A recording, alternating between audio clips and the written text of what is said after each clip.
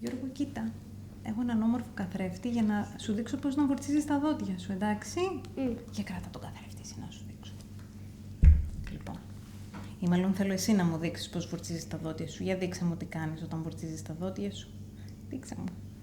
Θα στη χαρίσω αυτή την οδοντόβουρτσα, είναι δική σου. Για δείξε μου πώς τα βουρτσίζεις. Τώρα κατάλαβα. Πω τι ωραία που βουρτσίζεις, Γιώργο. Μπράβο σου. Πάρα πολύ ωραία. Πάρα πολύ ωραία. Λοιπόν, τώρα θα σου βουρτσίσω και εγώ τα δόντια σου.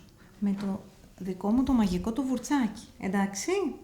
Για να φέρω το μαγικό το βουρτσάκι μου. Για πες λοιπόν γύρνα βουρτσάκι. Για δες. Πες γύρνα βουρτσάκι. Γύρνα βουρτσάκι. Τι ωραία. Για βάλε και στο δαχτυλό σου, γαργαλάει λίγο. Καλό. Να βουρτσίσουμε λίγο αυτό το δόντι το μπροστινό, εγώ λέω. Έκανε. Πάρα πολύ ωραία. Για να κάνουμε όλα τα δόντια. Λεπτό. Και πίσω και τα πίσω δόντια πρέπει να βουρτσίζουμε, Γιώργο. Το ξέρω. Σε όλες τις επιφάνειες. Μπράβο σου.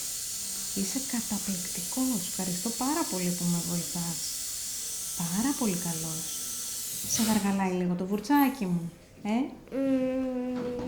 Ωραίο δεν είναι? Όχι πάρα πολύ.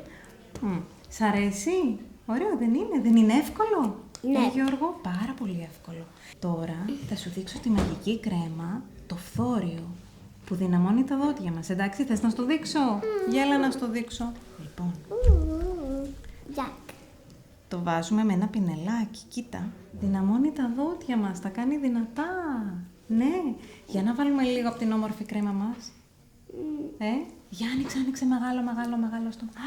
Πάρα πολύ καλός. Για να βάλουμε αυτή την κρέμα, την ειδική, τη μαγική που κάνει τα δόντια μας δυνατά. Πάρα πολύ ωραία.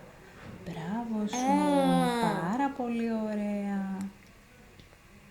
Και ζωγραφίζουμε τα δόντια. Εύκολο δεν είναι, Γιώργο? Πανεύκολο.